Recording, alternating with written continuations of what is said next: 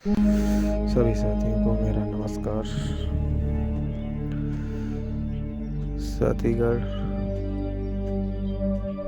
जो अभी एक आर्डर की कॉपी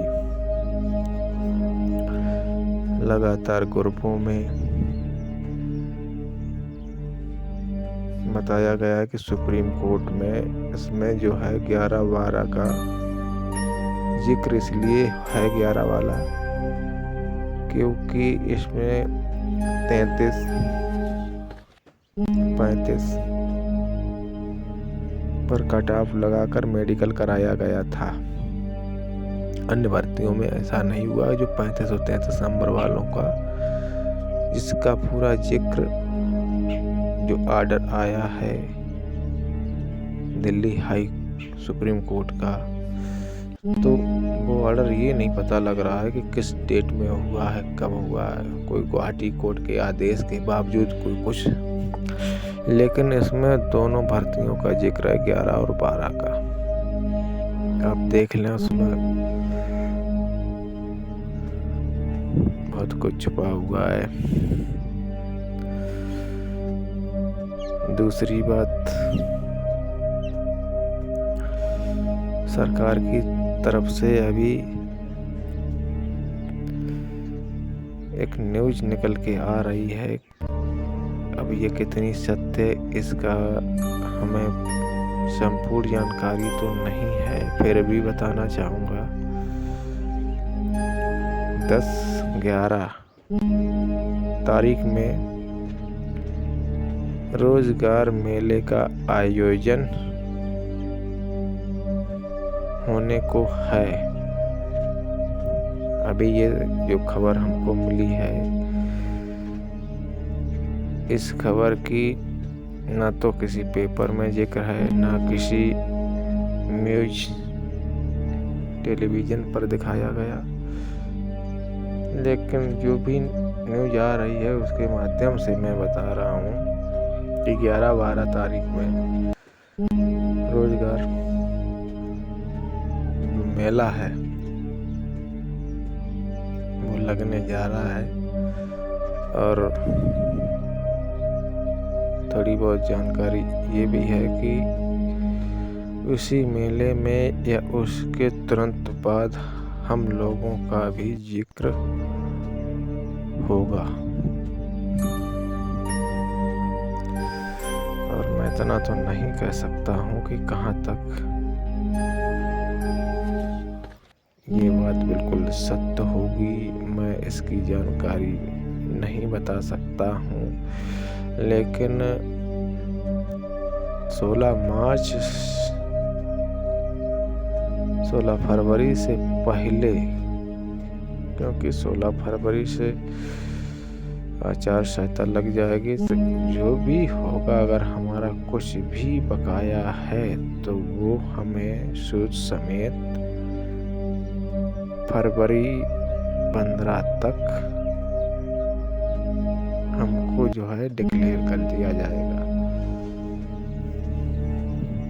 ठीक है।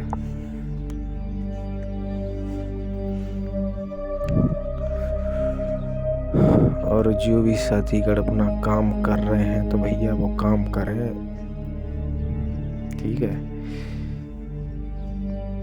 क्योंकि बहुत से लड़के फोन करते हैं, पूछते हैं यार। एक हमारे भाई, काफी लोग हैं, एक क्या काफी एक भर्तियां देखी, लेकिन किसी में उनका सिलेक्शन नहीं हुआ। तो भाई हर कोई यही चाहता है कि 11 वाली भर्ती बिल्कुल क्लियर हो जाए और हम लोगों को नियुक्ति मिल जाए। और एक बात मैं फिर कहूँगा कि जो भाई अगर मेरिट और नॉमिनेट लिस्ट की बात कहते हैं ना, उनको आप बिल्कुल मत माने। मेरिट लिस्ट तो कभी भी नहीं आ सकती। नॉमिनेट लिस्ट तो डाल सकते हैं, लेकिन कट ऑफ कभी नहीं लगाई जाएगी इस भर्ती में। 2011 के बाद में इस मैटर को हाई कोर्ट से लेकर सुप्रीम कोर्ट तक जो भर्ती पहुंच गई हो, और एसएससी की तरफ से सीधा बोल दिया कि भाई नक्सलाइट एरिया के पद हमारे पास हैं, इन लोगों के जो पद थे मैंने भर दिए हैं।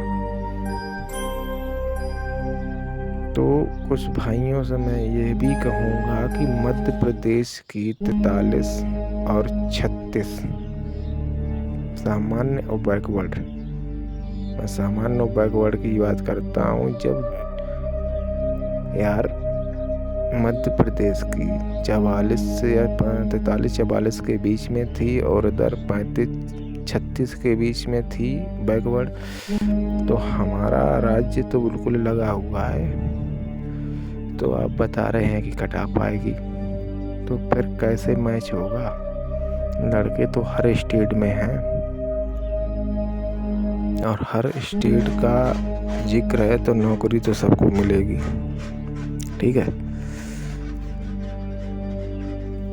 तो मैं इतना ही कहूँगा कि परेशान तो हम लोग हैं ही, क्योंकि हमारी तो एज 36-37 में चल रही है, तो हर किसी भाई की 34-35 के बीच में होगी। 33-30 तो क्रॉस कर गए। ठीक है, तो इसमें जो भी होगा, भले ही मेडिकल कराया जाएगा, क्योंकि मेडिकल कराया जाएगा उसी तरीक़ा से जिस तरीक़ा से आपका पहले हुआ था। हाँ, ये है कि कोई भर्ती है, अगर सेना की आती है तो उसमें एज के अनुसार उसका मेडिकल होता है, उसी आधार पे आपकी एज के ही अनुसार आपका मेडिकल होगा। उसमें ये नहीं है कि भाई उस समय जो 5-6 या 6/5 का जो